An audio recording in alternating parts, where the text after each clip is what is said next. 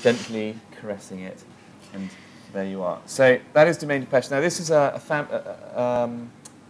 well, I mean, actually you're far better to talk about it than I am. I mean, I actually live down the road from these guys. But you were getting really excited about this one. Do you live next door and they're helping you with your masters of wine? Well, the problem is, I live down the road from these guys. They are absolutely fantastic. But the thing is, I'm biased because I love their wines. I love them. And I first had the wines at my wife's 30th birthday party. Very good. In a town called Moissac, and it just stood out by a country mile. And I vowed that I would find these people, track them down, and go and, well, my aim was to go and live with them, but actually I thought that might be a bit too much. But anyway, I found them about a year later. And I actually live in this region of France now anyway, and which to them is probably quite scary.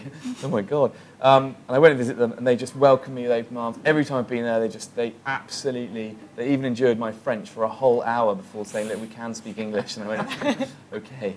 And so this year they've invited me to come and help them harvest and see what they do. And they are basically organic. They are organic and biodynamic. They don't use any chemicals. Their winery, you know, he showed me, Ludovic showed me this thing that he had, and he was really proud of it. And it came in a metal attaché case.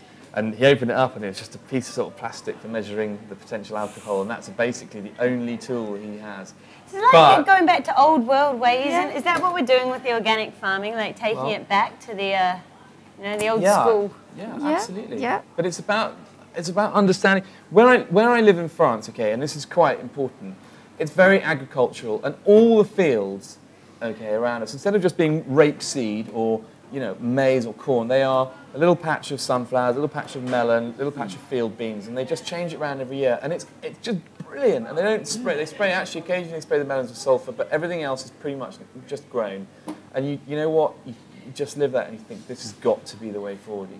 This has to be the future of agriculture.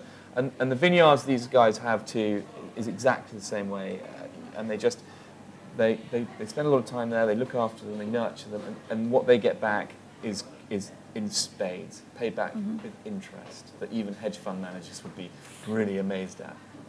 And so when you taste this, it's got a really like brown colour. Looking at the. That's right, because it is getting a bit older. It's absolutely past the first flush of youth. So that sort of mahogany browny colour is an indication of that. But it is very lovely, don't you think, Kylie? I think it's got. I mean, it's.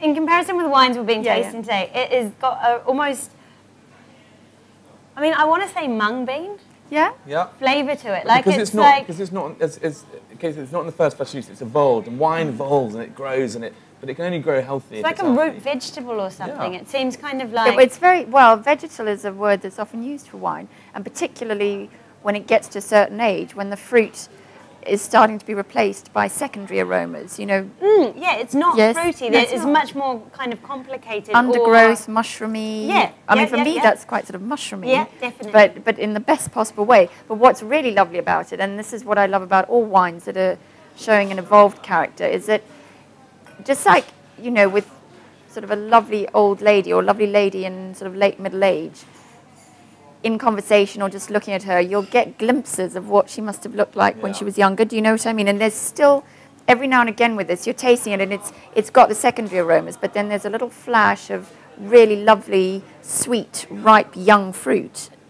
So, you're getting lots of different things going on in one glass. I love the way that you're so passionate about your wines, and it's been asleep for 7 years. The expressions you use are amazing. Well, do you handpick each and every wine in Green Blue? We have a very stringent selection criteria. We generally at tastings, quite a few of us will be there. Okay, so you've got like a close-knit team here. Yes, we've got a fantastic team here, and we're very, very strict. If something's not quite right, it just doesn't get listed. Is it a subjective thing though? Could I maybe hate this, but you love this? Like, is there ever kind of fallouts that occur in Green and Blue because the...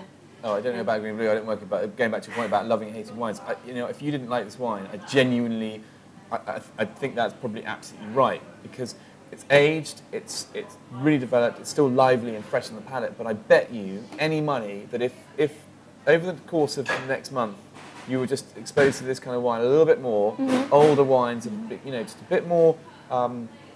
just a bit sort of, what's the best word? A bit more advanced, I suppose, in age. Grown up. You would start to think, yeah, hold on, I really love it. I'm bored of all this fresh upfront fruit and big flavours. I like, you know, these spicy nuances and little. You know, this will change in the glass over the next 3 hours, and every time you taste it, it's a brand new wine. It will change in the glass. Oh, yeah, in the decanter. And that's, you know, one of the main reasons for decanting it, to just give it that push.